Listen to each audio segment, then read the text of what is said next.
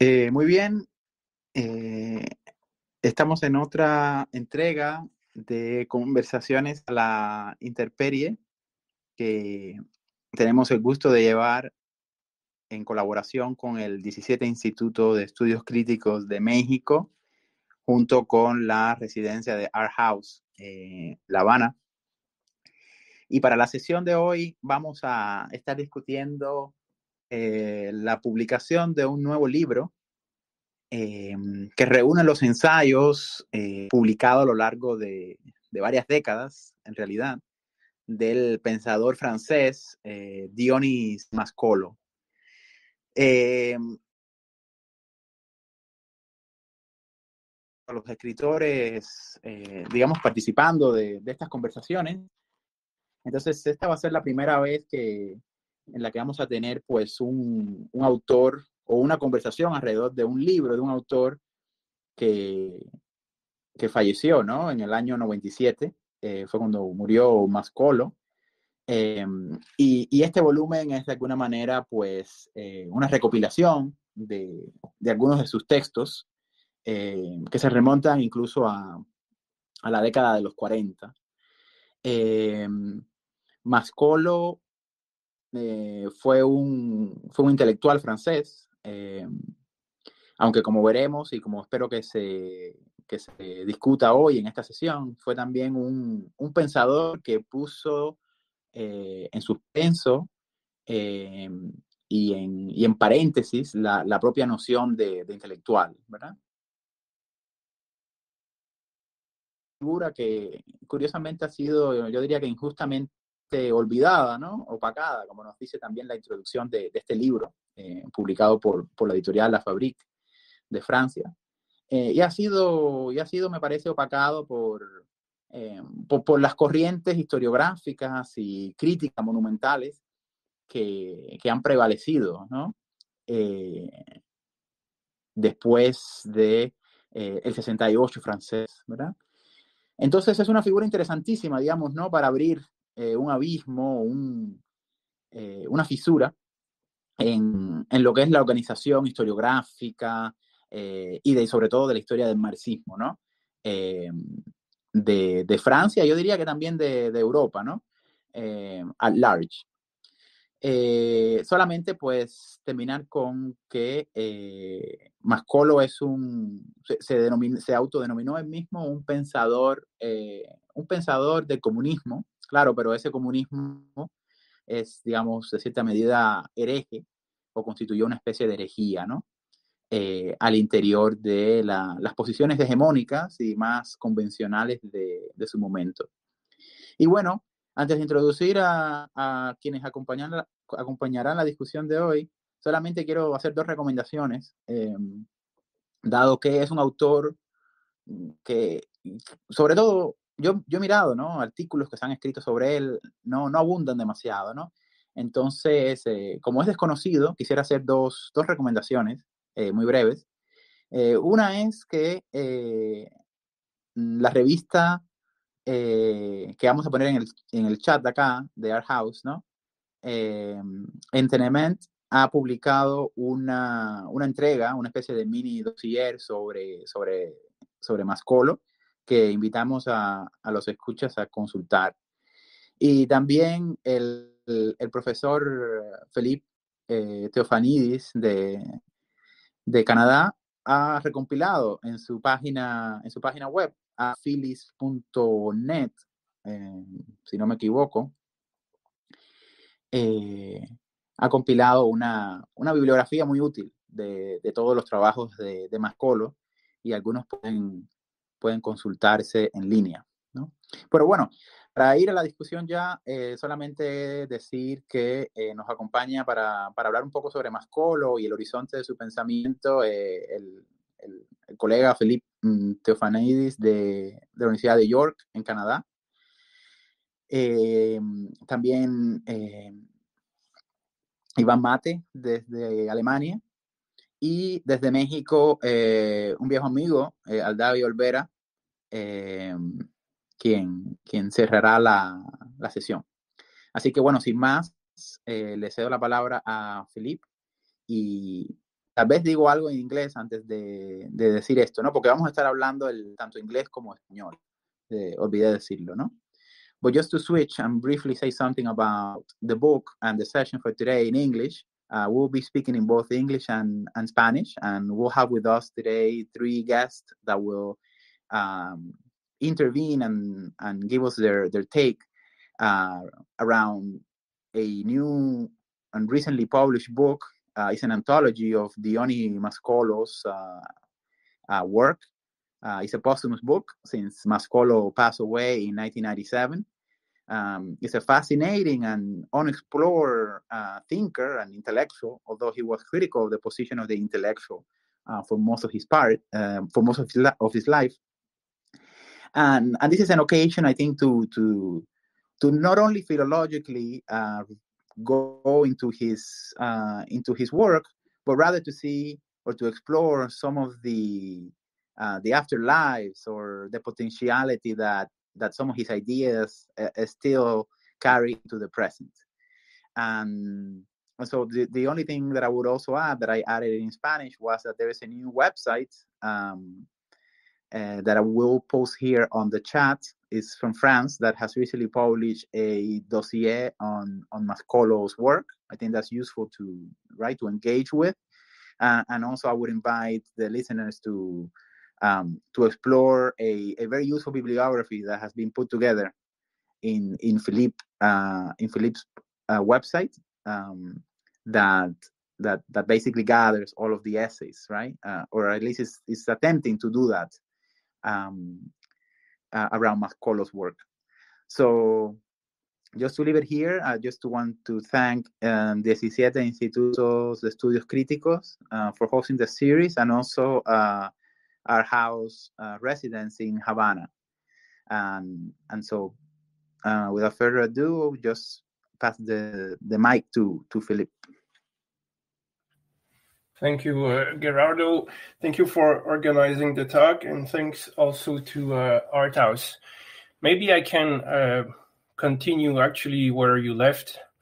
And the reason behind the bibliography that I'm attempting to build, one of the main reason, it will also maybe give a reason for the relevance of this discussion, is that Mascolo's work is still very much under the radar. Some people know him, but it's not a figure as known as, for instance, in France, Marguerite Duras, Maurice Blanchot, Edgar Morin, and other such figures. Mascolo is still very much, as it was suggested recently on Tête-Main, another website, Mascolo is an author that you give to friends, or some friends give you, and it circulates somehow below the radar.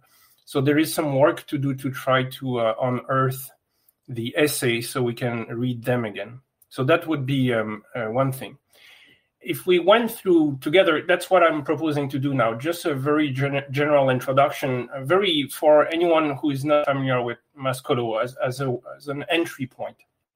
If we look at the new collection published in 2022 by La Fabrique, we see that there is an important essay on Saint-Just, and there's also an important essay on Nietzsche. Even in terms of page number, these two essays, they really pop out. In each case, with Saint-Just and with Nietzsche, Mascolo is asking almost the same question in a way. It's almost a method. He's saying, or trying to convince us, that Saint-Just does not just belong to the 18th century. Saint-Just is still very much relevant to us today.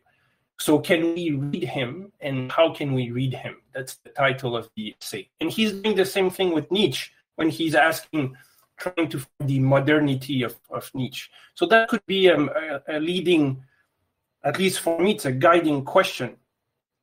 Why read Mascolo in 2022? Obviously, there are good reason orbits around the idea of friendship and revolution, and I'm assuming that's what we'll be talking about today. The other important point, and I think, Gerardo, you touched on it quickly when you said that Mascolo was very much dubious of the figure of the intellectual, which has a very long history, especially in France. The other point I wanted to underline, I think, is also an important one. I don't think we are meeting now to discuss friendship as a concept that we would dissect or break down or analyze as scholars do over, when you want to study the butterfly, you take the butterfly, you pin it in the wall, and now it's dead, it's not moving, you can study it. I'm not coming here to discuss friendship as a concept that could be, research and study. It was not the case either for Mascolo. I think that's one of the most important points to stress when we read these authors, because it was a whole group of authors. We need to keep in mind, for instance, that neither revolution nor friendship were abstract concepts they were writing about in their room alone while reading other books. The figure of the intellectual in the ivory tower. As Mascolo will stress more than once during his lifetime, for him, friendship it's something that happened to him. It was not first a concept you think about. It's something that happened to him, and it started maybe, he was born in 1916, so he was about 30 years old during World War II, and he is very expressive about that. When they met and when they began to form a group, himself, Antelme, Blanchot, Morin, it was not to discuss friendship. The friendship happened to them, and in a very specific form. Maybe that's another concept we will come back to. It happened to them because they were refusing, opposing the totality of the world as it stand at that time. And the totality of the world, of course, had a name at that time, and maybe the name is still relevant to us today. It was fascism. So we're meeting today, and that's what we're doing, no? I don't know the other guest I have never met. I know Gerardo a little bit. We are talking about maybe across 3 or 4 different languages. I'm from Canada. Someone is from Spain, now in Germany, the one in Mexico. So we're not gathering today because we already have friendship like a possession we commonly carry together. If there is something like friendship now, it is happening through the dialogue. So now quick overview of Mascolo's work, but again to stress that we're not here to talk about a concept or something abstract that goes into a book with footnotes. Friendship is much more important than that, and it shouldn't be reduced to merely academic matter. So really quickly, just because Mascolo indeed, I think, needs a little bit more exposure. Born in 1916, as Gerardo said, died in 1997, 81 years old. Very quickly, Mascolo starts to work at Gallimard, Éditions Gallimard, one of the lead publisher in France, where he will meet, as we all know, Marguerite Duras. He will also meet Blanchot. There is the tale of this encounter in the very short text that opens another collection of text by Mascolo, but they were closed, so he also meets Blanchot there. And of course, one of the crucial encounter, and we cannot erase that fact because it runs through Mascolo's whole life up until the end. He also meets Antelme, Robert Antelme, who he will, it's worth underlining again, maybe to give concreteness to this idea of friendship. He will be with Mitterrand. He will be the one who will deliver Antelme, rescue Antelme from the camp at Dachau in 1945. 44, 45. I can't remember the exact date. So he really rescued Anthem. They will create bonds that will last their whole life.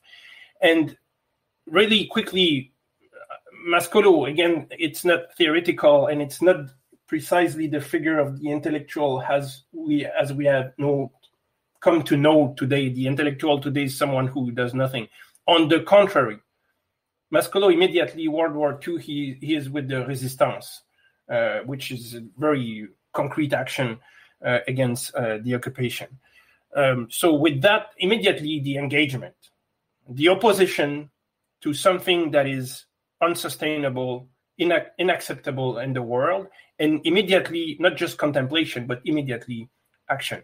In the Resistance, it was World War II, and then quickly in the 1950s, against colonialism, specifically French colonialism in Africa, and at some point it will culminate with a really strong position against the war in Algeria. So we're talking about 1950s, 1960s. There is the publication of the Manifesto of the 121, co-written put together by Mascolo and Jean Schuster, to which Blanchot also participated, which is a statement always against, opposing, refusing de Gaulle coming back to power in 1958. Decades later, still the world is unacceptable, and still there is a need for action in the street. It's May 1968, and again, Mascolo, he's not staying at home with his book. Immediately, he joined the students, and they will create, along with others. Marguerite Duras is always there. They were actually married for close to 10 years. Immediately, they create a committee, the Comité Écrivain Étudiant, a committee that brings together writer and students, precisely because the writers do not write in isolation. They participate to the world. It was completely a different view of what the intellectual can do, doing by thinking, and thinking by doing. So in 1968, there is still this mobilization. It continues all the way through the 70s. And at some point, early 80s, 1990s, there is a very important book published in 1987. That's the book where he goes back after he accidentally found the first letter Robert Anthem wrote after he was liberated from the camp, was addressed to Mascolo, his friend. Very important letter for friendship, for communication, for revolution also, and for maybe precisely aside and far away from any ideology of humanism on the important question of what it means to be human. So that book, Autour d'un effort de mémoire, published in 1987. And if you look at the bibliography, you'll see somehow, maybe because it was a little bit more calm, in early 1990s, specifically 1993, he will start to publish more. He will start to gather everything he's been working on since the middle 40s, since 1946. His first text on Saint-Just, we discussed with Gerardo this morning, from 1946 all the way to the 1990s, he will start to work to gather those, and he will release, and I will end my short overview here, he will release what is still today the most important collection, but hard to find. Physical copy are too expensive, but digital copies can be found online. But it's the most important collection today, running almost 500 pages long. It's called La recherche d'un communisme de pensée, with the subtitle Entêtement. So this one, along with another shorter collection, and the one that is just being published by Fabrique, La Révolution par l'Amitié, are really a good starting point to discover Mascolo's thought. So with these words, Gerardo, I will leave the floor to the next speaker. Thank you, Felipe. That was a great introduction and overall context. Le paso la palabra a Iván. Hola a todos. Y yo lo que voy a hacer es enganchar con la introducción que ha hecho Philip a Mascoló, y quería ceñirme para eso en el libro ahí que vamos a comentar ahí, que es La Abolición par l'amitié. Y ya desde el sumario ahí, se puede ver perfectamente esto que ha estado explicando Philip, y sería ahí una selección de textos que ha hecho que no viene muy bien explicado en el prólogo, no está justificado, pero sin embargo que sí que gira en torno a estos tres grandes momentos históricos en los que se ha puesto a funcionar Mascoló así políticamente. Entonces, pues sí, las grandes fechas son las del 58 con el golpe de Estado en Argelia, con el paso de la Cuarta a la Quinta República en Francia y con la figura, sobre todo contestando la figura de Gaulle.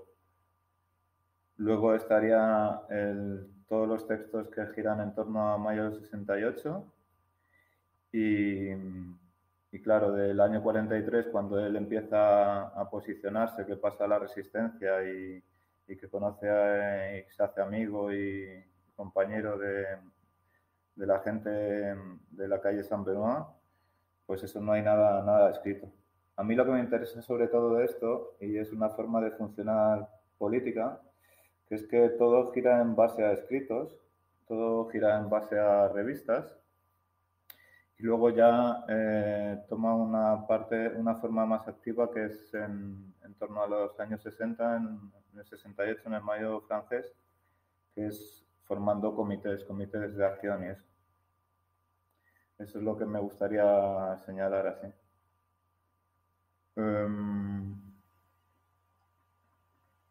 Es una forma muy política que también se acerca a una forma clásica de entender la política, y que son escritos de coyuntura. Por eso todos los escritos que vemos aquí tienen algo que ver con el contexto que se está jugando, que se está desarrollando así. Aparte de esto, en los textos seleccionados en la Fabrique, hay dos textos ahí en el centro que son los más largos, que serían el de Nietzsche y el de Saint-Just, y que ambos no serían exactamente escritos de coyuntura, ni vienen dentro de revistas, sino que son introducciones. El texto de Nietzsche es una introducción al Anticristo, y el texto de Saint-Just, pues lo mismo, una introducción a la lectura de los textos de Saint-Just. Con esto a mí lo que me gustaría es... yo no soy ningún experto ahí en Mascoló, pero no por eso, como él diría ahí, pues que no hay que ceder la palabra a los especialistas, y que precisamente esos intelectuales son los que tratan de disimular, por ejemplo, a Saint-Just para ocultar la actualidad de la revolución o el porvenir precisamente de la revolución, la revolución por venir. Y entonces a mí lo que más me apetece discutir, a mí lo que resalto y en lo que me centro dentro ahí de su pensamiento es la idea de la exigencia de comunismo. Y él habla de que el comunismo no es una idea, una hipótesis, una perspectiva. El comunismo no se describe, dice. El comunismo se hace. Es algo que se busca, que se está a la búsqueda, que no te pertenece, pero que se comparte. Y hay veces así como vemos que él siempre está rodeado de muchos amigos, como decimos, y de muchos intelectuales. Y esta idea de comunismo es esta búsqueda Pues a mí lo que me gusta trazar también así como un juego que podría ser vano, pero es como resaltar así de dónde vienen, dónde van y las influencias y todas las discusiones en las que debía estar participando y al final como de una forma clandestina, se puede decir, pues no tiene autoría esas ideas así. Y es como, pues, que lo que veo es como que hay una comunicación muy fuerte y entonces pueden encontrar ecos de Bataille que son muy claros. Y, por ejemplo, esa búsqueda de algo, por repetirlo así, algo que se busca, que no te pertenece, pero que se comparte, a mí me recuerda cuando, que no viene en el texto, pero son referencias que puedo traer aquí, que es como la soberanía esa que recobra el proletario en el fondo del vaso de vino que escribe Georges Bataille. O también en el texto introductorio al Anticristo de Nietzsche sería como recobrar la inocencia en Nietzsche o algo así. Se trata de...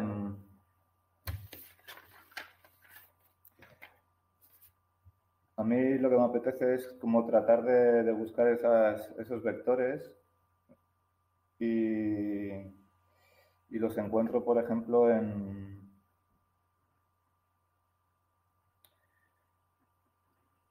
cuando está haciendo esa crítica a los intelectuales, que es un debate que está abierto ahí en los años 60, que es muy fuerte, que incluso están en una posición contraria a Sartre, pues lo que veo es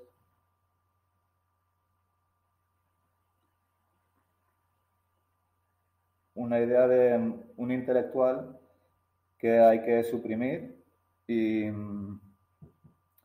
que se esconde detrás de una palabra, de una verdad ahí trascendente, y entonces hay que invertir eso y recobrar la inmanencia.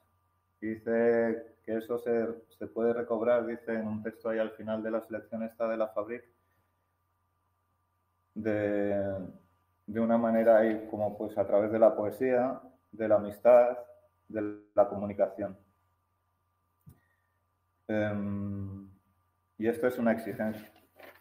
Esto es una exigencia y que parte del rechazo del estado de las cosas presentes, de no aceptar y de la imposibilidad de poder estar satisfecho con lo que hay y eso así.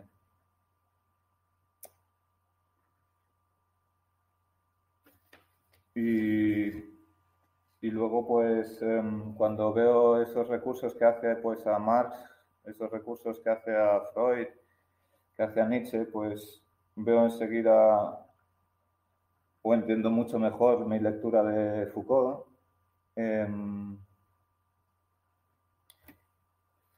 Y no sé, poco más puedo decir así. Y creo que con esto ya podría ser también motivo así para seguir discutiendo y eso entre todos ahí. Yo con esto termino así. Perfecto, gracias Iván. Ahí hay un terreno importante, ¿no? Con la cuestión de la exigencia que deberíamos retornar a él, ¿no? Pero bueno, le paso la palabra a David. Hola, sí, muchas gracias. Entrada la invitación, estoy muy contento porque para mí esta plática es como volver precisamente a un terreno de amigos que es la radio. Bueno, al menos así la practiqué en algunos años de la vida. Entonces mando ahí un saludo a los antiguos colegas de dublineses, Josep Abuj y Ángel Álvarez, porque mediante ellos hice otro amigo, ¿no? Que es Gerardo, y yo creo que al principio me pregunté por qué Gerardo me invitaba a hablar de Mascolo, ¿no? Además de la amistad, pero conforme fui leyendo el texto entendí más o menos por dónde venía el asunto, ¿no? Y lo primero que me gustaría pensar es, bueno, son varias coordenadas, ¿no?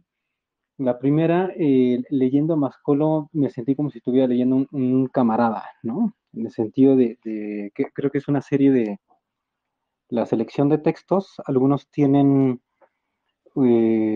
todos tienen una vocación literaria, ¿no?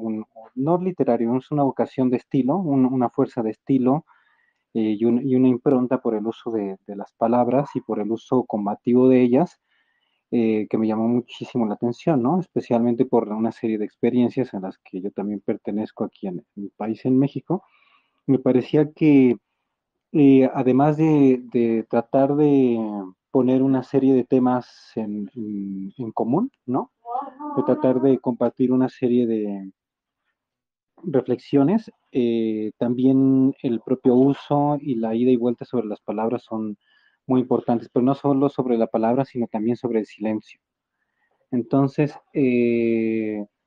quizás el asunto del comunismo y de la revolución desde otros lugares, está en otros lugares en Mascolo, ¿no? Ya no en la finalidad ni en un proyecto dado, sino en los usos, las prácticas, la vida misma y en la charla, ¿no? Pero también en cómo un texto, una serie de textos pueden servir para dar una disputa contra una serie de poderes establecidos, incluso poderes de la propia escritura, ¿no? Eh, Creo que el asunto del comunismo con Mascolo pudiera ahora leerse a la luz de lo que pudiéramos leer sobre el comunismo sucio con Sergio Villalobos, Rominot, y también mucho con Jean-Luc Nancy, pensar cómo es un comunismo en la práctica, ¿no? Ya no voy a decir de la práctica, sino un comunismo y una amistad, ¿no? Que se hace a la hora eh, de compartir un mundo, ¿no? Y de plantar una serie de posiciones ante un mundo. Entonces, sería un comunismo que obviamente no es cerrado ni puro ni contradicciones, y ahí hay una serie de batallas que vemos en los distintos textos que hace Mascolo al respecto, ¿no? Entonces, algunos textos que vemos aquí en este libro, uno es un texto colectivo, una declaración, se podría decir, y es re interesante las reflexiones que hay ahí sobre la escritura, si es posible o no una escritura colectiva, si hay una vía, si hay un modo o para poder hacerlo, ¿no? Y quienes de alguna manera nos ha tocado en cierto momento redactar textos de esa manera y ver lo que hace una firma, ¿no? Lo que hace una adhesión, lo que significaría poder plasmar la diferencia entre un anonimato, entre una firma colectiva, entre la firma con un colectivo, ¿no? Todas esas formas de firmar tienen una serie de políticas, ¿no? Tienen una serie de cosas que muchas veces tienen que ver con el propio contexto, ¿no? En el cual eh, salen esta clase de escrituras a la luz pública, ¿no? Entonces, si son declaraciones contra la guerra, si son cuestiones con solidaridad, incluso algo que me llamó mucho la atención, la serie de figuras que incluso en textos que podrían parecer totalmente, digamos, políticos en su escena, de todos modos tiene una serie de figuras literarias, ¿no? Contradicciones, a veces ciertas ironías ácidas, y es algo que a mí eh, también me pone a pensar que una escritura en colectivo, ¿no? Que me parece que es desde donde más leí a Mascolo, no implica la renuncia a un estilo o a una forma particular de escribir, ¿no? Entonces, por ejemplo, la propia contradicción potente que hay entre pensar en un derecho a la insumisión, ¿no? Cuando la insumisión sería más bien la revuelta contra el propio derecho, le da toda una serie de posibilidades a un texto, así como con el que empieza la escritura. Entonces, además de esos puntos, me gustaría también discutir aquí un poquito eh, el asunto de lo no enunciado, ¿no? Hay también a la hora de escribir así una especie de acto poético, ¿no? Y ese acto poético llega a ser colectivo, y mientras leía estos textos pensaba en dos momentos aquí en México que, que me parece que lograron dar al punto sobre esto, ¿no? Uno es cuando se dio la desaparición los 43 estudiantes de Ayotzinapa aquí, que era un contexto también de guerra, pero de guerra no anunciada. Hubo un acto en la plaza principal de México en la cual algunos amigos, colegas, amigas, hicieron una enorme pinta gigantesca que decía fue el Estado, ¿no? Entonces, de alguna manera era una especie como de enunciación que todo el mundo sabíamos quién había concurrido en el crimen de Estado, pero no se había nombrado, ¿no? Entonces, este acto que de alguna manera es un acto de escritura que terminó siendo anónimo colectivo, llega, da la llaga y crea una sensibilidad distinta, ¿no? Entonces, también a la luz de eso, hay esta serie de textos, ¿no? Como Mascolo con distintos tipos de autorías, incluso destituyendo la propia idea de autor o poniéndola en una serie de juegos distintos, nos apelaba también a lo sensible, ¿no? Entonces, además de eso, también me gustaría anotar un poco sobre el asunto de la praxis, ¿no?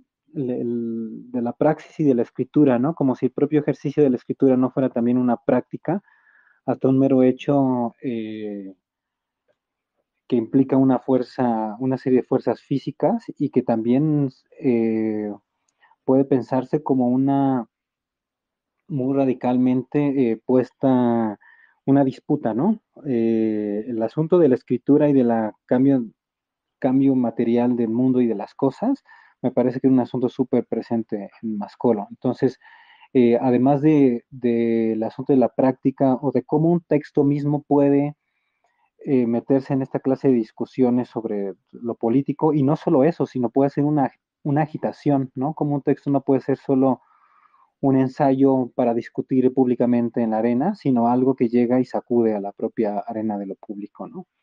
Entonces también eso me puso a pensar mucho Mascolo, y también me puso a pensar, y quisiera compartir esto, yo pienso que quizás se salió con la suya Mascolo en el asunto de la autoría colectiva y el anonimato, ¿no? Porque tuvo tanta influencia este texto que él ayudó a organizar y otra clase de textos que lanzaron en el 68 y ahora está de alguna manera en un como lugar, vamos a llamarle, aquí en México le diríamos de culto, ¿no?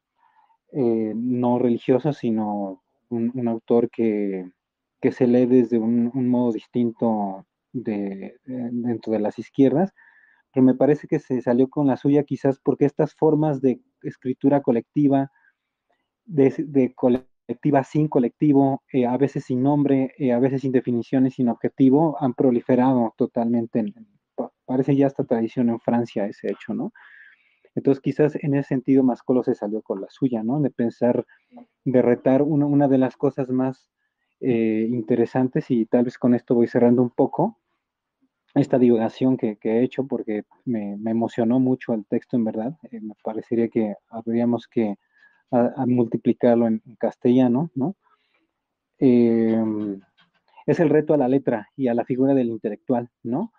Yo creo que Mascolo se veía ahí, estaba haciendo ahí un trabajo que aquí en América Latina es muy poco pensado, que es cómo destituir los opuestos mismos del escritor o del escribiente o de la persona de letras y su relación con el poder, ¿no?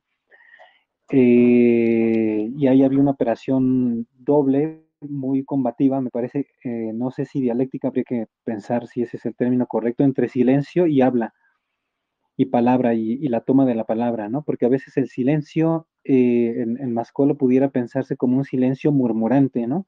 Como un silencio que está no callado, ¿no? Como un silencio que renuncia a hablar en términos, diríamos en México, de ministerio público o a contestar una serie de preguntas ya elaboradas desde el poder, ¿no? Entonces es un silencio que está murmurando, ¿no? Es un silencio. Y luego de eso también hay un silencio que es una palabra arrebatada por el poder, y entonces es esta serie de tomas de la palabra colectiva, ¿no? Donde se da me parece que en práctica este proceso de esta idea, esta forma, ¿no? Esta práctica del comunismo.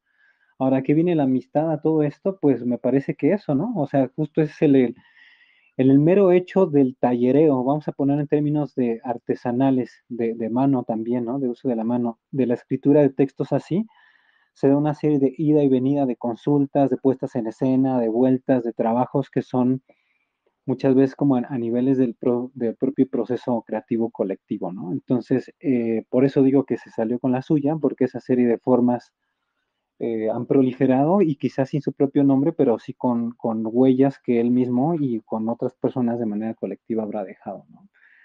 Entonces, eso es lo que me gustaría compartir como de primer saque de balón.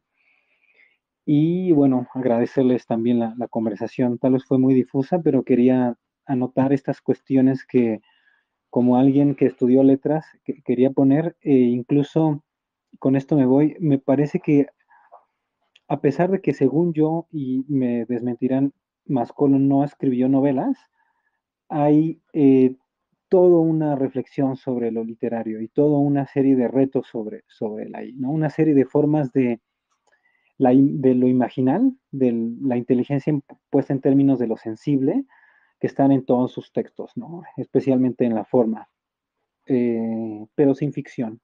Entonces, lo dejo ahí y bueno, muchas gracias eh, por, por la invitación. Magnífico, Aldavi, gracias por esa intervención que, bueno, da mucha tela, ¿no? Bueno, entonces yo voy a recoger un hilo, ¿no? Y lanzarles algo de regreso y me gustaría ver qué piensan ustedes.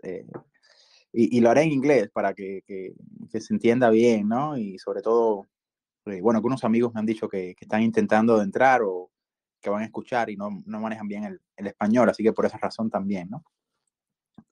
So, I think one element that was common in the three interventions, in your three ways of reading Mascolo, or Mascolo's thought in the present, was his position on communism. So I want to pick up on that, and maybe we can say something more, or I would like to hear you say a little bit more about what you think.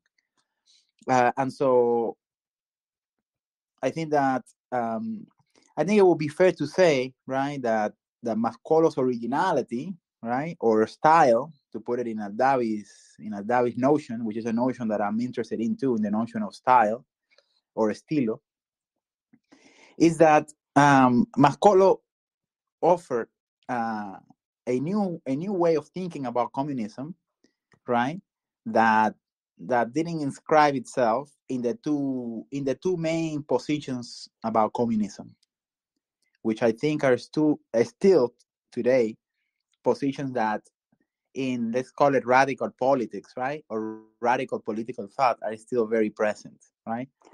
And of course, this whole debate, I think, so these two positions are in a way the whole debate about humanism and anti-humanism, right? Or one could also say between a Hegelian idea of communism, right, as a philosophy of history, and a communism with the subject, right? So a sort of communism that was proper to, let's say, Sartre's humanism, or one could even say that Badiou could be the last representative, right, of a theory of the subject of communism, right? I mean, Badiou has that big book in the 1980s, or maybe late 70s, right? The Théorie des sujets, right? The theory of the subject, okay? So I wonder if what do you think if we can say that perhaps Mascolos, right, brings in a third figure, and this third figure is a figure of communism of thought, right?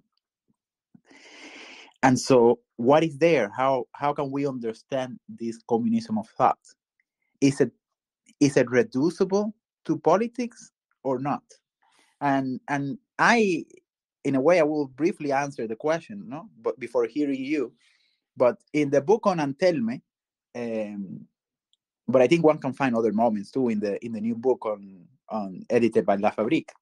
But in the book of Antelme, he says and I quote a passage here. This is from the Spanish edition of Arena Libros, ¿no? En torno a un esfuerzo de memoria sobre la carta de Robert Antelmo.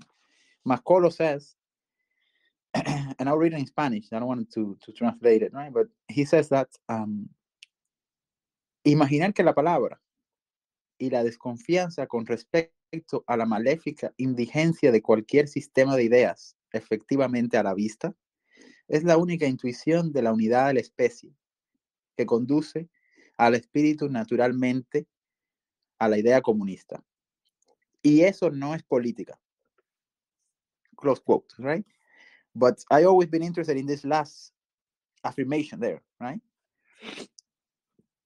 So the unity of there is a unity of the species that is communism, and this unity, he says, right, and it's even in italics, right, is not politics. So I wonder what you think about Mascolo's exigency of communism first, and then, whether one can speak of a political communism, or is communism of thought something else?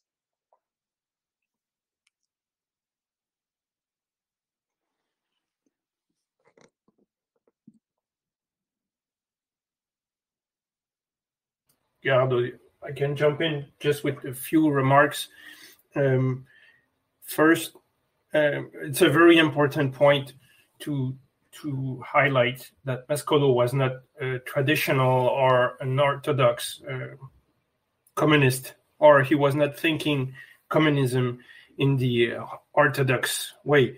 Maybe the most telling anecdote about that is how he was basically kicked out of the Communist Party. He was, I think, at the invitation of Edgar Morin, he joined the Communist Party in France in 1946, and was basically, along with Antelme and Duras at the same time, they were kicked out in early 1950. They were kicked out, but the friendship remained, the group remained. That was the Groupe de la Rue Saint-Benoît. So even if you don't have, the church, you don't have the building, you don't have the institution, you still have faith. Same thing with communism. Maybe what we are talking about the exigence of communism, maybe that survives the institution in Mascolo. And a last point, because I don't want to take all the time, there is something about the writing and coming together, existing together. There is something similar that was developed at the same time, because they were all working on the idea of community in early 1980s, following the work of Bataille. There was a seminar by Jean-Luc Nancy, and then the publication, of the book. Jean-Luc Nancy published a book, and Blanchot almost immediately published another book, La Communauté Inavouable. And they were trying to think precisely this problem. And while we are talking about communism of thought, which is a very, very strong and powerful first essay in La Fabrique, La Révolution de l'Amitié, how can we think as a group, not as a single author? Al-Dabi, he said it very well, how to destitute the figure of the author. We need to remember that author and authority are very close, the same word, and they were trying to destitute that position. So Nancy, Blanchot, they were also working, but they were not using the expression communism of thought. They were using the expression in French, communauté littéraire, a literary community. Later, Nancy will abandon the idea because he thought it was too elitist. But I think these efforts, they can be related to what we're talking about with Mascolo now.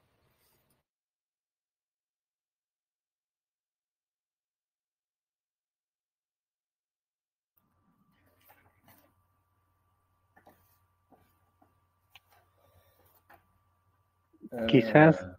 Bueno, sí, ¿Quién continúa? Vas, adelante. No, tú.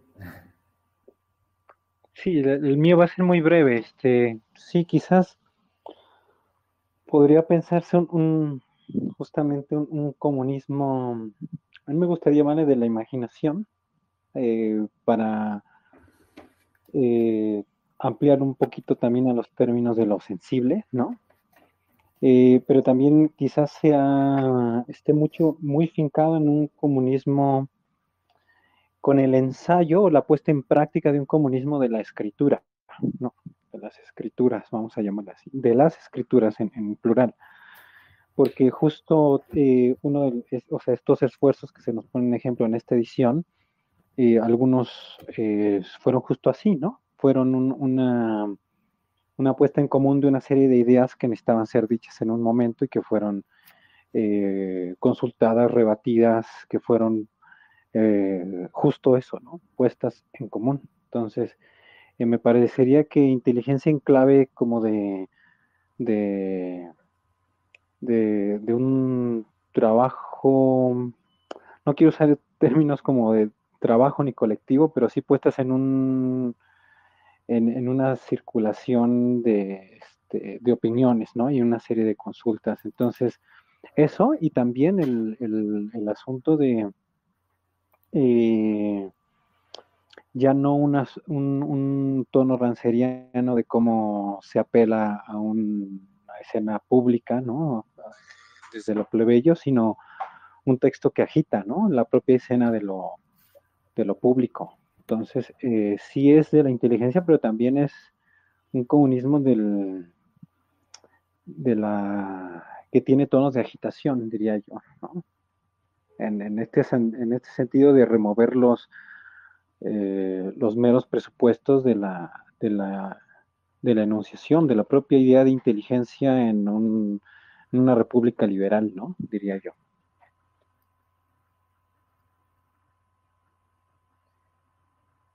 Sí, yo lo que podría decir a esto es un texto que no aparece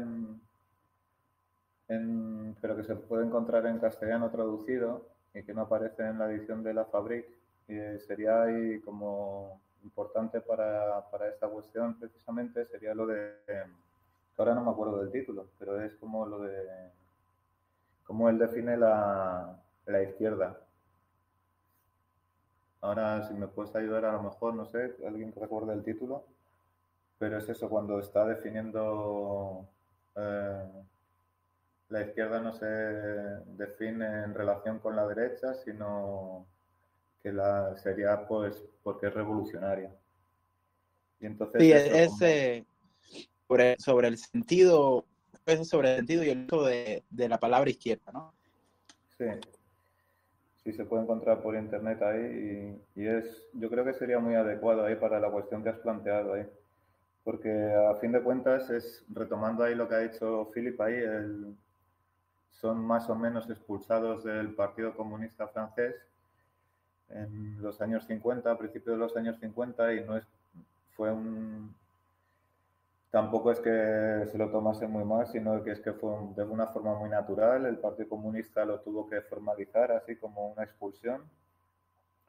Pero también es algo que has dicho tú, Gerardo, al introducir la charla, que es un comunismo hereje. Y entonces, sí, relacionándolo un poco así con lo de Aldavi, como lo está presentando Aldavi, también es algo ahí por lo de lo sensible y eso. Es un comunismo que se desea, es algo que se desea, que se imagina y que se sueña. Y entonces está muy alejado de esa forma ortodoxa del partido. Y entonces pues siempre está esa crítica pues a los intelectuales, al intelectual orgánico, a la izquierda moral, a la izquierda, a la mala conciencia, que eso es, pues precisamente por ahí es donde toma impulso y cobra fuerza todo el pensamiento nietzscheano, cuando está denunciando la mala conciencia de la izquierda, o de los de izquierdas, que son de izquierdas simplemente por lo de la mala conciencia, y eso. Llega a decir en el texto, lo que pasa que ahora no estoy encontrando la página, tiene una cita ahí como que llega a decir como que es una idea judía, y que es algo también así como esquizofrénico, así. Y que esa esquizofrenia se tiene como que cultivar, podría más o menos decirle, y que no encuentra sanación si no es a través de la revolución. Eso es una cosa que se me ocurre así.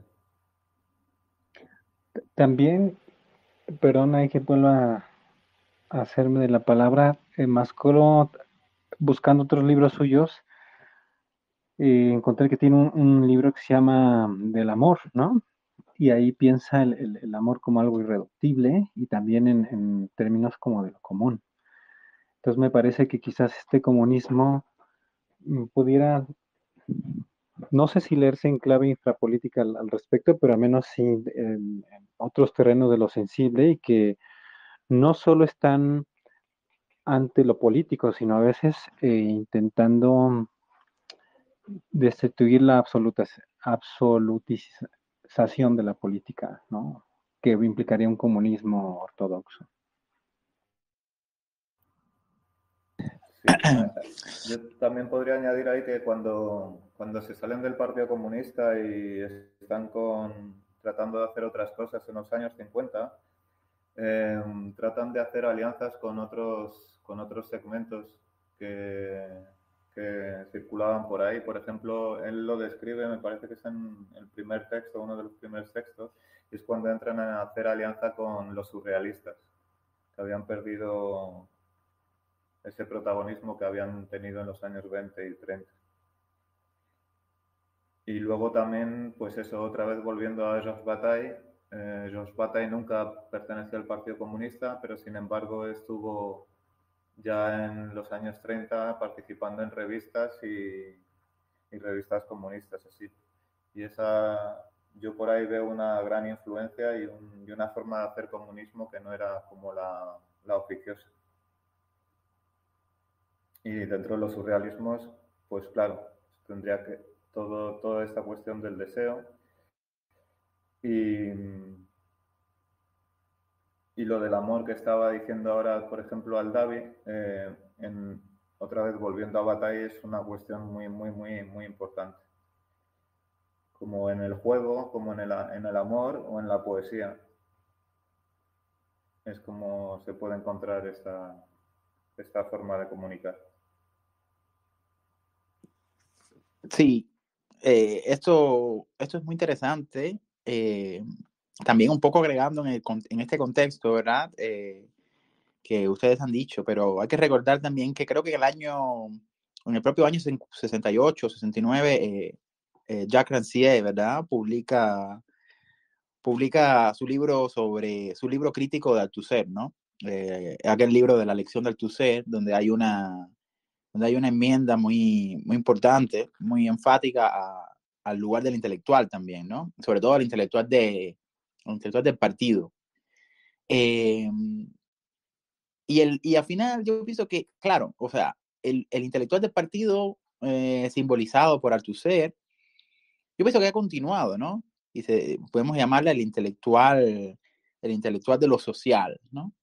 Entonces a mí me parece fundamental que la crítica al intelectual de Mascolo sea de alguna manera una crítica a lo que es una especie de procedimiento, ¿no? De cierta postura de mirada, que puede ser ligada al partido o ya de manera más integrada al intelectual que recoge, ¿no? Que recoge las demandas de lo social, ¿no? Que serían de alguna manera demandas ficticias, ¿no? Que es, yo creo, el intelectual hegemónico hoy en día también, ¿verdad? Es decir, los intelectuales de la teoría de la hegemonía estarían en condiciones de rechazar el partido, ¿verdad? Pero no están en condiciones de rechazar la postura del intelectual social, ¿no? De las demandas sociales. Y a mí me parece interesantísimo que yo creo que las dos figuras pivotes, ¿no? de Mascolo sean justamente Nietzsche y Saint-Just, ¿no? Y habría que ver por qué, ¿no? Yo pienso, y esto es una pregunta para todos ustedes, ¿no? Pero yo pienso que la relación ahí entre Saint-Just y Nietzsche es justamente una especie de defensa o de apuesta por la vida, es decir, por la forma de vida, o por la primacía de lo afectivo, de alguna manera, ¿no? Es decir, cuando, porque lo hemos hablado en diferentes momentos, ¿no? Pero cuando Mascolo dice esa frase enigmática, ¿verdad?, que han repetido los amigos franceses también, esa frase de, así como a diferencia de muchos hombres, no tuvo muchas vidas, sino una. Me parece que ahí lo que se está poniendo sobre la mesa es la ética, ¿no? Es la existencia, o también la existencia de la deductibilidad, ¿no? De existencia. Entonces me parece que eso en Saint-Just es muy bonito buscarlo, porque siempre pienso en Saint-Just como la figura del terror jacobino, ¿verdad? Pero parece que todo el proyecto de Nietzsche está ligado íntimamente a esto, ¿no? No sé qué piensan ustedes sobre el problema, ¿no? De, digamos, la dimensión ética o del ethos, ¿no? De la vida en el centro de Mascolo.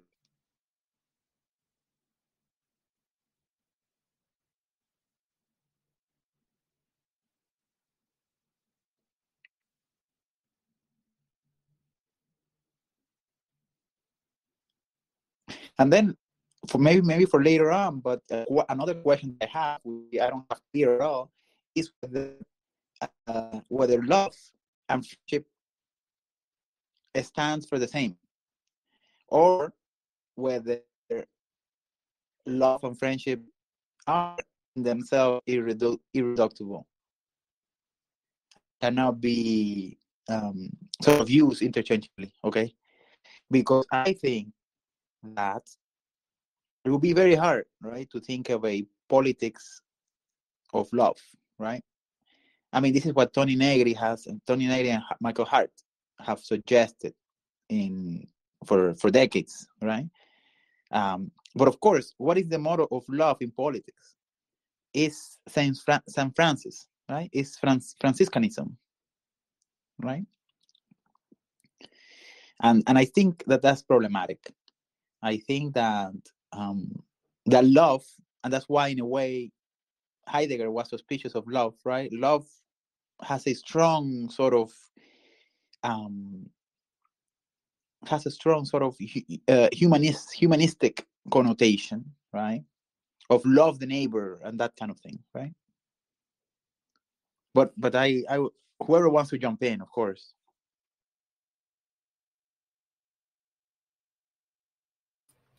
How much more time do we have, Gerardo? So we have about we can go up until 2:30. So we have about 24 minutes. Okay. I'm just following on what you just said then. There was a lot, right? Why Nietzsche and Saint-Just? And I think it's a very good point you raised we talked about that, about the style and ethos, more specifically ethos. I think that's the first thing that Mascolo brings to the fore when he discussed Saint-Just and Nietzsche. And maybe even in these two figures, maybe we can think the relationship between love and friendship. Worth noting, but those who are familiar with Mascolo know already, he wrote a book about love, only about love. So I haven't read it, but I would be very much interested in reading it, since he thought thoroughly about friendship. Most likely what he has to say about love could be interesting for us. Is there a distinction or a conflation? It was also on the basis of this distinction that Jean-Luc Nancy, when he was studying the community of lovers, which was basically, and I think Ivan talked about a little bit about Georges Bataille's relationship to both democracy, fascism, and communism. He was rejecting all of these, and he was looking for a new way of being together, because that's what we're looking now. Democracy is not sustainable as it function or not function at the moment. And Bataille was interested in this idea of lovers. For Nancy, precisely, this wouldn't work. It couldn't scale up.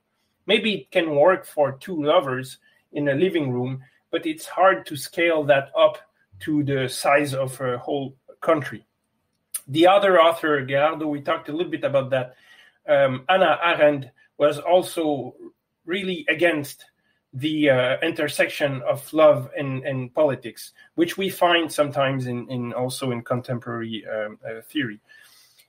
Maybe there would be also a possibility when we're discussing these two concepts to mobilize other concepts. For instance, if we go back to the Greeks, there is a distinction between eros and philia. So I don't know if we could find a place, a kind of a threshold where love and friendship come together. And last point, maybe for you, Gerardo, you'll remember there is an excellent essay by Giorgio Agamben titled Passion for Facticity. And it's an essay entirely about being in time. And just maybe for people to get interested in that specific essay, his main argument, where he has a very technical discussion about the concept of facticity in Heidegger, but all of this is to support one maybe scandalous idea. And the idea is that the whole book, Being in Time, is solely about love. That was Agamben's thesis about being in time in Heidegger. So that would also worth further exploration.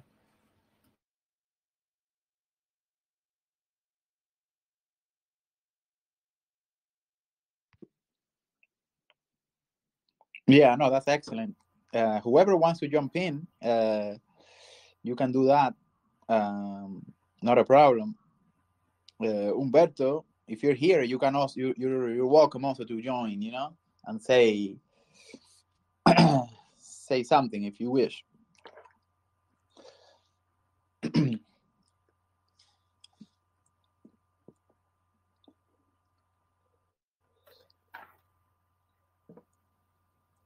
But yes, I remember that essay by Agamben on the passion of facticity, where that argument is played out, right? Also in juxtaposition with Hannah Arendt's dissertation, which was, of course, on love in St. Augustine. And I think there's a lot to say to be said there, right? Even if that's the case, right? Even if we are to follow Agamben and say that Heidegger's facticity is eros, that's still, let's say that's still not to be translated as politics, right? So love there cannot be a political condition, let's say, and I find that very interesting for many reasons, right? One of them being what we have said before, which is that coupling politics and love today seems to be a sort of recoil to humanism, okay? And that is something that perhaps Mascolo was suspicious of, right? I don't have it with me now, but in the Nietzsche essay, I don't know if you have it underlined. I don't. But in the Nietzsche essay, there's a great moment, right, where he criticizes politicization, right? He criticizes politicization as if that is the first condition, right? If that is the first condition for transformation, then we haven't passed Nietzsche, or we're still in pre-Nietzsche time, right? Because to be able to transform politics, right, you need to be able to get out of humanism, right? And I think that's the task, I think that's also the task when Aldavi mentioned praxis. I think that's an interesting way to read it, maybe. I think that perhaps praxis and transformation need to go beyond, right? Need to go beyond the regime of production.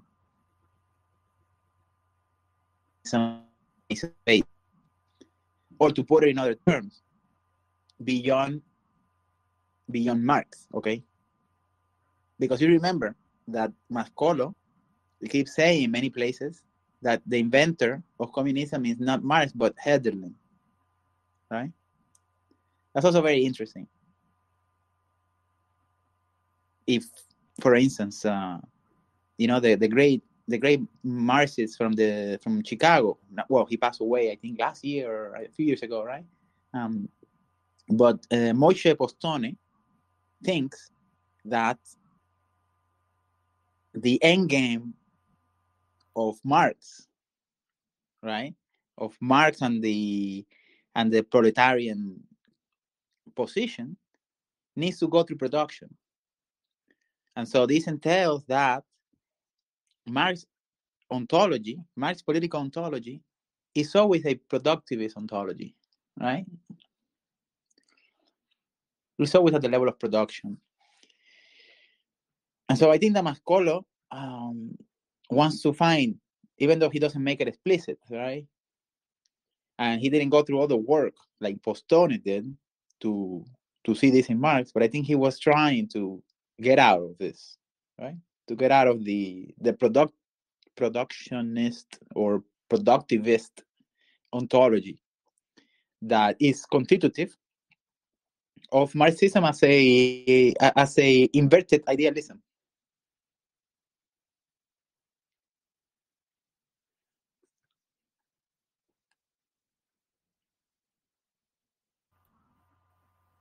A mí me gustaría citar ahí, en relación a lo que estás diciendo, Gerardo, ahí, a lo que planteas sobre la ética. Cuando estamos hablando de Saint-Just ahí, el Mascolo lo que hace es como resaltar el genio ético de Saint-Just. Y lo hace en diferentes momentos ahí. Y uno es, por ejemplo, así por citar tres fragmentos, es que dice que encarna a la perfección el genio ético. No hay ninguna distancia entre lo que dice y lo que hace, entre lo que es hecho y lo que es. Y cita también una frase que se le atribuye pues a Saint-Just, que es cuando dice así lo de: el día en el que me haya convencido de que es imposible dar al pueblo francés los modos dulces, enérgicos, sensibles e inexorables para la tiranía y la injusticia, me apuñalaré. Y eso pues es cuando están juzgando a Robespierre en el Nuevo Termidor, ahí cuando están condenándoles a muerte. Y es eso, y ese genio ético pues le convierte pues como en un héroe trágico. Y en eso pues también termina el texto ahí de Saint-Just citando a Nietzsche y poniéndolo en relación a esto que también hemos estado ahí hablando pues de la amistad, así como filia. Porque Nietzsche lo pone en paralelo así en Mascolo, es cuando dice que él se volvería loco si tendría razón, pero no podría expresarlo con la gente que le rodea, con los amigos, al precio de la afección, sacrificando la afección, los afectos. No le serviría para nada tener razón.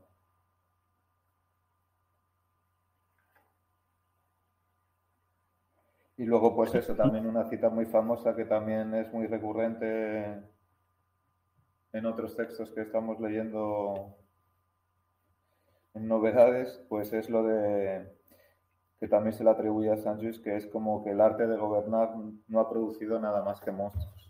Y esto pues sí sería ponerlo directamente a Saint-Just con una relación ética, sí, de la revolución.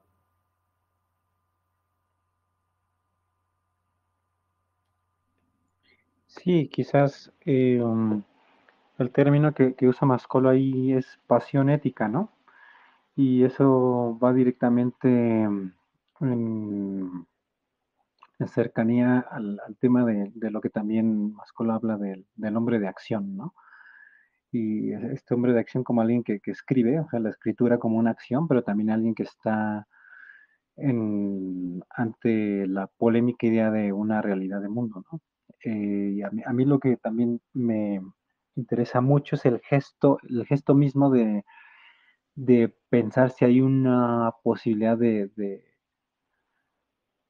mirar a Saint Just, ¿no? Y me parece que ahí apela a lo inhumano.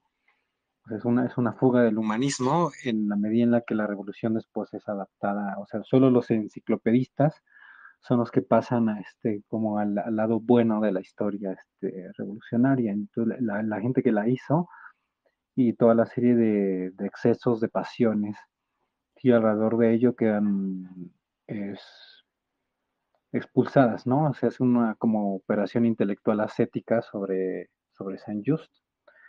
Y ahí es donde el propio gesto de tomarlo como como una pasión ética, y esto de la diferencia entre el ser y el hacer, cobra toda su potencia, ¿no? Y al final del libro también me parece que ahí está el asunto de la vida, pero es una vida casi como incontrolable, ¿no? Opuesta también a sus extremos. Habría que pensar ahí y hacer una crítica a Saint-Just, y también por ahí menciona igual a Lenin, sobre el asunto de llevar las cosas como un fin, a su último fin, como parte de un engranaje histórico, ¿no? O sea, ¿qué, qué tanta distancia hay entre eso y una ética de hacer posible una revolución? Porque ahí también es eso, ¿no? O sea, ¿qué es lo que podría alguien que escribe, pero que también es un hombre de acción, a qué se ve llevado, ¿no? Por esta pasión ética, para hacer posible un mundo en el que las cosas se distribuyen de manera, el orden del mundo sea distinto, ¿no? Entonces pensaba en eso. Y también al final hay del libro algún apartado donde habla un poco sobre el terror, ¿no? El terrorismo, el sabotaje y esa clase de figuras como demonizadas en la escena de lo político. Pero ahí pone también unas reflexiones eh, interesantes justo en cómo en este otro lado como de la política que está en el exceso, ¿no? Entonces, quizás sí, o sea, la vida, pero justo no en una visión judeocristiana así como el amor, ¿no? Sino en lo irreductible y a veces aberrante y eh, no sé si llamarle vitalista, pero al menos sí desde la pasión, ¿no?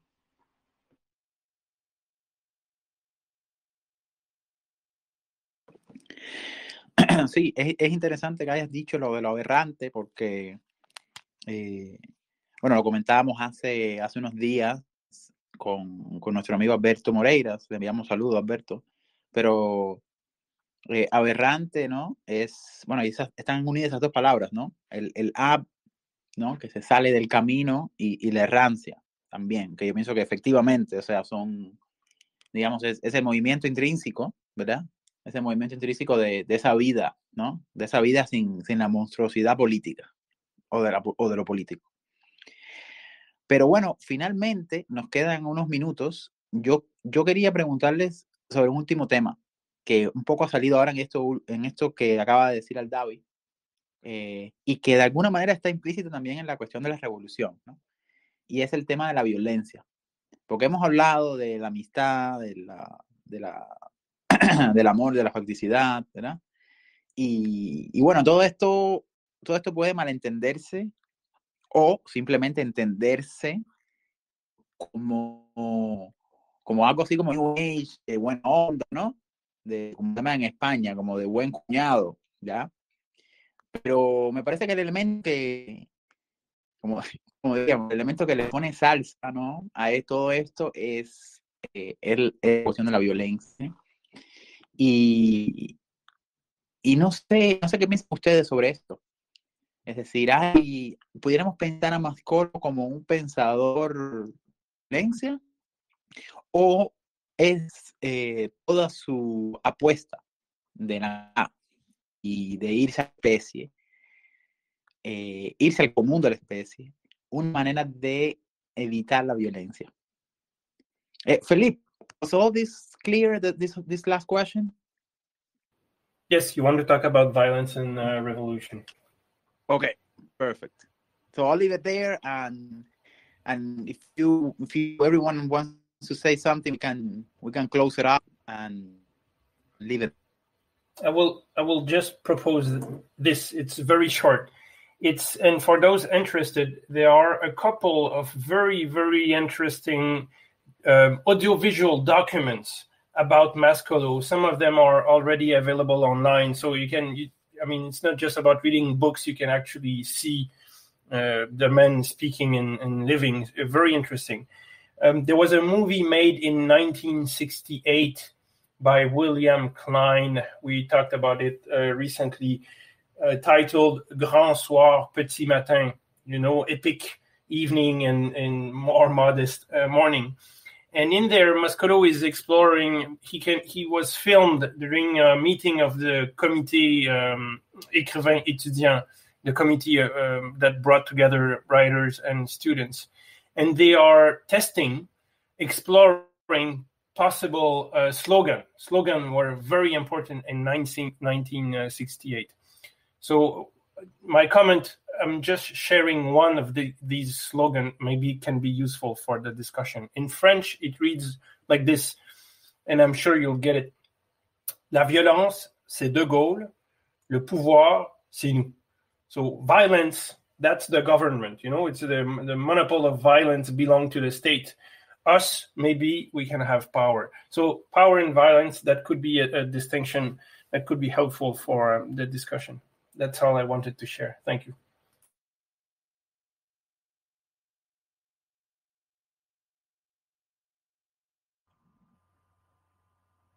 Y yo podría decir a este respecto que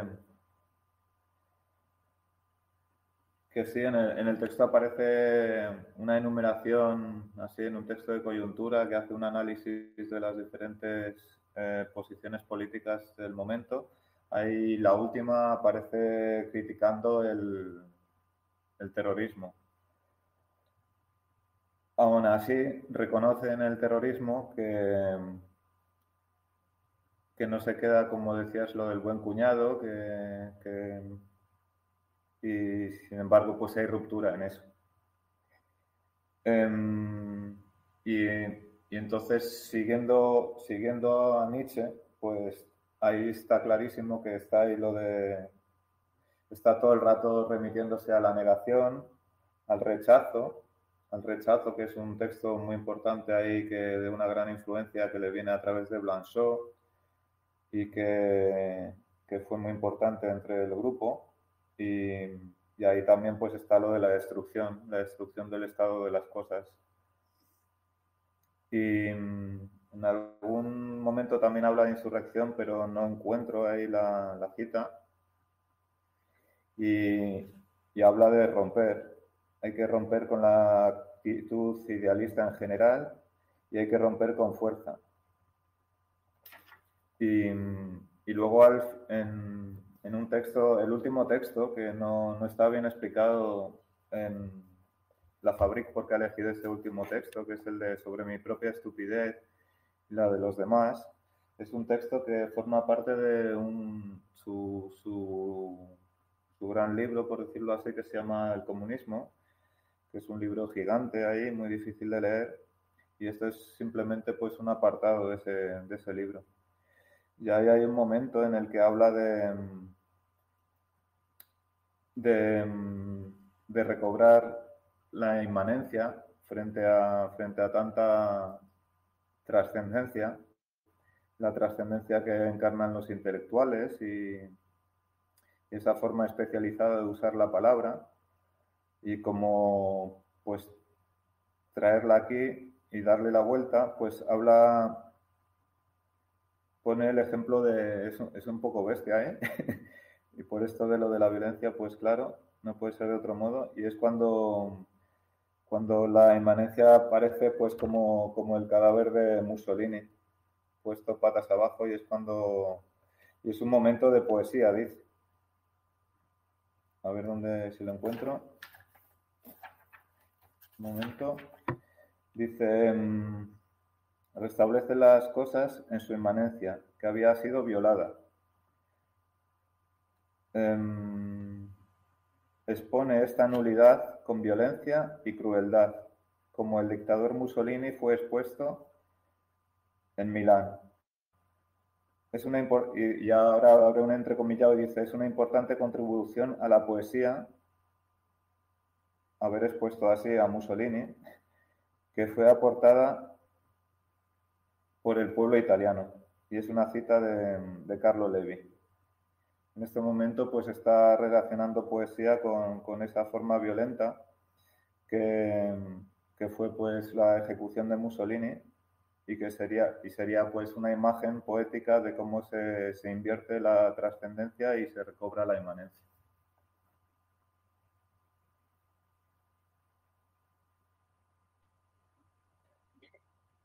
Sí, igual, pues el texto con el que abre el libro es un texto en un momento de guerra, ¿no? Y el propio Mascolo hace una diferencia entre una guerra revolucionaria, vamos a ponerla así, o de liberación del pueblo argelino y que Francia estaba viviéndolo o pensándolo desde el término de la República como una guerra de secesión, ¿no? Como una guerra separatista. Entonces, digamos, en los términos de la violencia y de la guerra también es una manera de violencia, el orden cómo se presenta el lenguaje, ¿no? Sobre la propia guerra, y también es una insurrección dentro del propio lenguaje hacer esta clase de distinciones, ¿no? Entonces, de alguna manera, esta clase de textos que miramos son parte de una violencia a las formas, ¿no? De la escritura, a las formas en las que se piensa en la intelectualidad, en las que se piensa la literatura, pero también la que el papel del intelectual y del literato tienen en el mundo y el mundo en el que están, ¿no? Entonces, me parece que hay que notar eso, que el texto con el que abre es un texto de un derecho a la desobediencia, ¿no? Entonces, pensándolo quizás benjaminianamente, sería una manera en la cual un tipo de violencia destitutiva, un tipo de violencia sublevada, rompe un orden de lo establecido. Entonces, me parece que ahí se podría pensar Mascolo, y también los textos fueron lanzados reitero, varios estaban en momentos plenos de combate, ¿no? El mayo del 68, este, la guerra en Argelia, entonces no son solo textos que comentan la violencia del Estado, ¿no? O la violencia paulista. También son textos que intentan hacer una violencia sobre la propia manera de escribir y desobedecer, ¿no? Me parece que es importante colocar eso ahí. Sí, excelente, ¿no? Vamos cerrando, a menos quien quiera pues, decir algo más, ¿no? Eso de la violencia en la forma me parece súper pertinente y digamos que me recuerda también aquello de Benjamin en el ensayo crítica de la violencia, ¿no? Donde llega algo así como, como que la violencia mesiánica que la apoya, ¿no? Es violencia que desvíe todo el alma, ¿no? Es decir, menos la irreducibilidad, quiero decir. Ahora bien, y esto es algo que quería decirles, pero se me había olvidado, ¿no? Otras cosas que me interesan, y a mí al menos, me parece extremadamente actual, importante de Mascolo, es que es una posición nítidamente anti-teológica política. Y eso incluye también al mesianismo. ¿Sí? Eso incluye al mesianismo. Me parece súper importante porque hay también una especie de raciánico en Agamben, por ejemplo. Pero me parece que el Mascolo ofrecía algo así, una especie de ateísmo radical, en el que la dependencia de la teología política, e incluso su acción de violencia no pasa, ¿no? No pasa por el excedente teológico o político, ¿no? Y me parece que esto es consistente, desde luego, con su fascinación por Saint-Just y por Nietzsche, ¿no?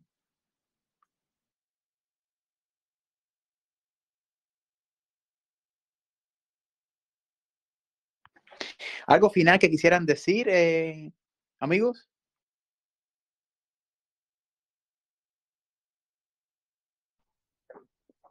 Bueno, quizás yo empiezo por el final. Es como, en Mascolo hay una, lo diré como muy brevemente, hay una pasión, ¿no? Por cómo la escritura puede tomar una forma, eh,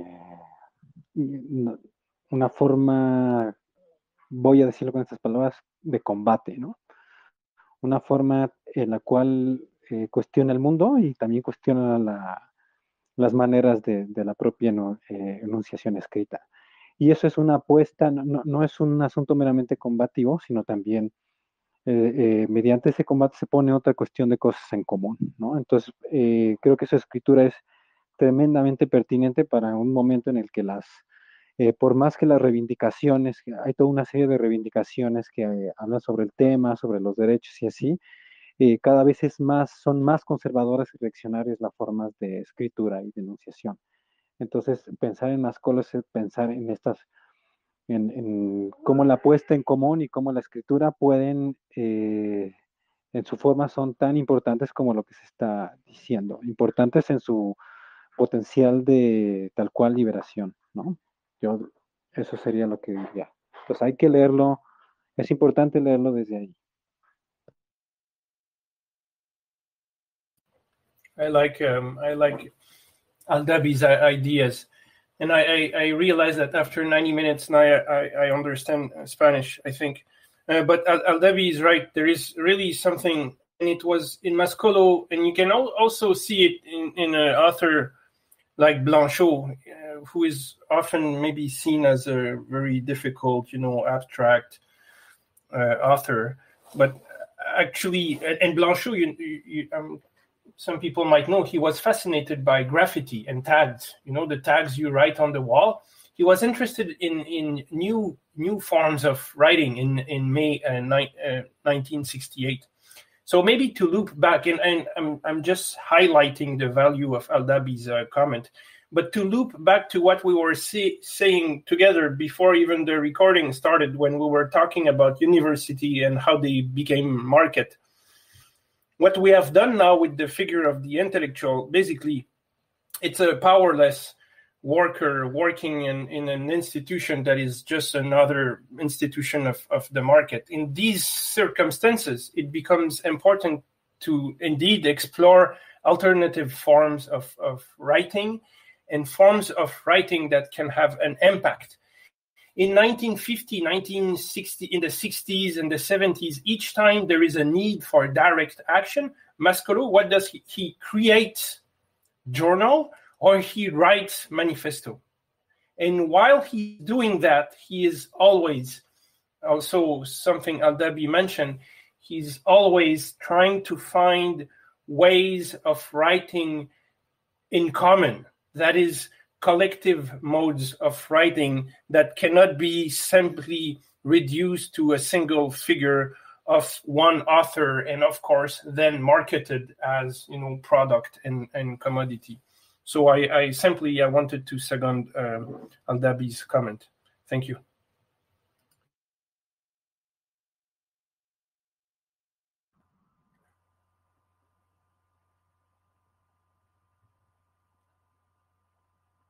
Yo no sé, yo para terminar simplemente voy a hacer así también, voy a seguir citando. Y una frase muy importante es cuando dice que todo debe ser subordinado a la definición de una estrategia.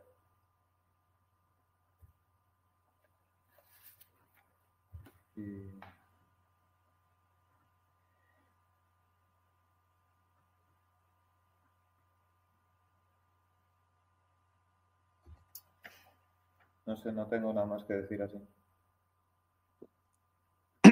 Bueno, muy bien.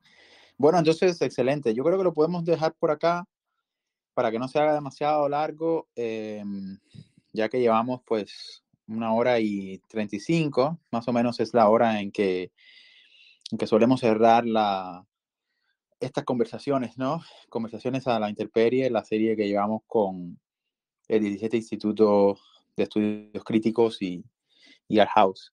Entonces, pues nada, me ha parecido una discusión fascinante y le agradezco desde ya a Felipe, a David, a Iván y desde luego a Instituto 17, a Art House, a Elena. Y pues simplemente vamos a dejar esto archivado para consultas posteriores. Y la próxima conversación vamos a tenerla más o menos en 1 mes y medio de distancia. Vamos a discutir el libro de María. Yo creo que va a dar algún tipo de continuación a algunos de los problemas que hemos tratado hoy acá, ¿no? Relativos a la publicación de la Revolución para la amitié de la Fábrica. Así que bueno, sin más, nos vemos en la próxima.